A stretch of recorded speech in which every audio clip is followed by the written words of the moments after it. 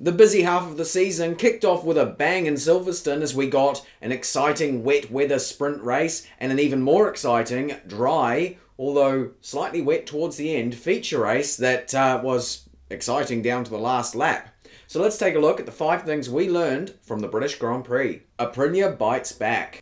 Before the summer break, Aprilia had been having a little bit of a difficult time. Particularly with Maverick Vinales and the RNF team. Maverick was struggling with a string of DNFs, and the RNF team had both of their riders struggling with injuries and other issues. So it was excellent to see Aprilia really biting back in the first race of the second half.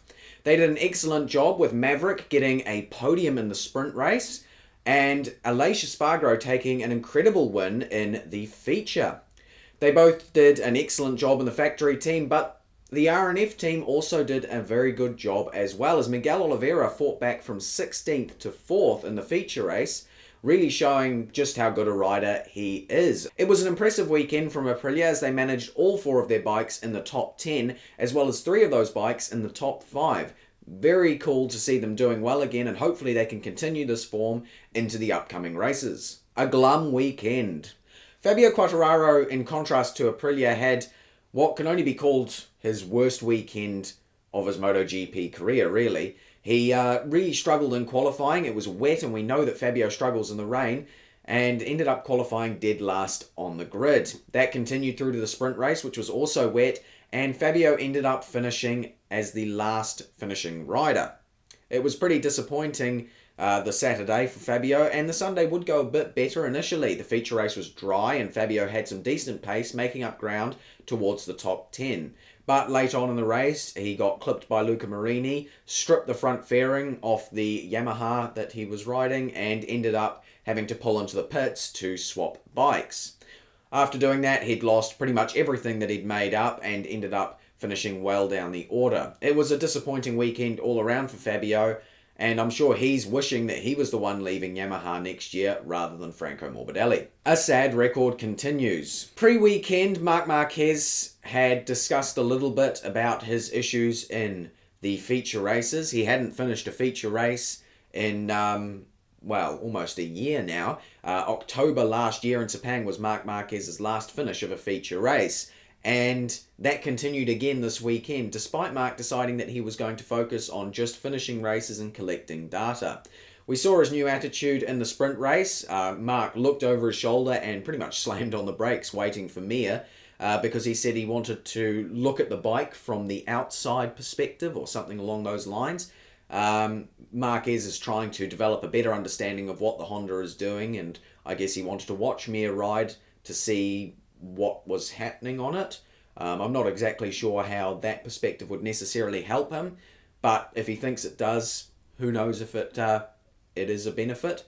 We shall have to see. But despite Marquez's new attitude, it wouldn't save him from a crash in the feature race, and that means that his rather depressing record continues into the next round. Rumour mill. With Franco Morbidelli being booted from the Blue Crew pre-weekend and Alex Rins sliding in to fill his position, there have been lots of rumours about the 2024 grid. The commentators and some interviews with some Ducati people suggested that Johann Zarco might be being booted from the Prima Pramac team to shuffle the riders around and move Franco Morbidelli into the Gresini team. I'm interested to hear some thoughts on this because it's clear that Ducati are deciding between Franco Morbidelli and Johann Zarco, and personally, I don't see why they'd be deciding that.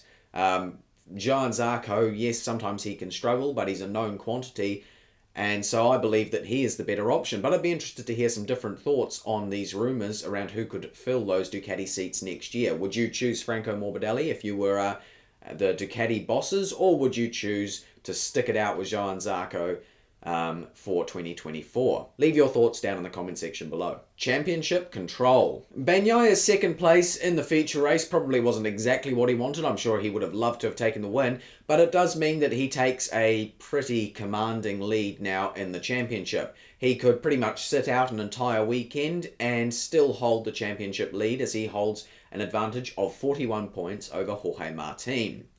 It's a little bit depressing that Bagnaia is building up that gap. I would have liked to have seen it come down rather than go up pre-weekend, but it just shows that Bagnaia has really worked on his issues that he's had in previous years of consistency. He's gotten better and better at just finishing races, picking up points, and that means he's going to be that much harder to overturn this year if someone else wants to beat him to the title. Rider of the weekend. So into my Rider of the Weekend. There are two people who I think would be very deserving of the Rider of the Weekend award this week. The first being Miguel Oliveira. He did a very good job going from 16th to 4th in the feature race. That is some serious pace that he had, and he was doing a very good job. The other one is, of course, the race winner, Aleix Espargaro, who also did an amazing job going from 12th to 1st. Pretty incredible ride from Aleix. I have to give it to Miguel Oliveira. One, Aleix has already got the victory, and I'm sure that's more than enough for him. And the other reason is that Miguel Oliveira has had much less time on that Aprilia. It's only his third completed race that he's had on Aprilia. So pretty impressive that he was able to make the bike work like that, considering his inexperience with it. So Miguel Oliveira is my Rider of the Weekend, with a special shout out to Aleix Espargaro as well. Struggle of the Weekend. I think the Struggle of the Weekend is pretty obvious. We've talked about him already. Fabio Quartararo had, like I said, probably his worst MotoGP weekend ever. And so he gets my Struggle of the Weekend. It was deeply disappointing from Fabio.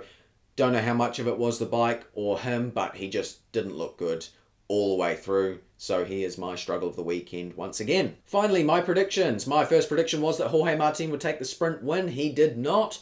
My second prediction was that Maverick Vinales would take a double podium. He was close, but he also didn't manage that. So I'm 0 points. And finally, I thought that Bagnaia would crash out in the feature race. I was hoping to have that title closed down. He did the opposite. He made a bigger gap. It was Bezzecchi who, of course, binned it. So that means that I got 0 of 3 this week, which is a bit disappointing. Hopefully I can do better next round. Alright, that's 5 things we learned from an excellent British GP. If you enjoyed this video, like and subscribe. There are always more coming for each of the rounds. If you want to discuss some of the rider moves or anything else about the race weekend, leave a comment down in the comment section below. I'll try to respond over the next couple of days. Thank you very much for watching. Goodbye.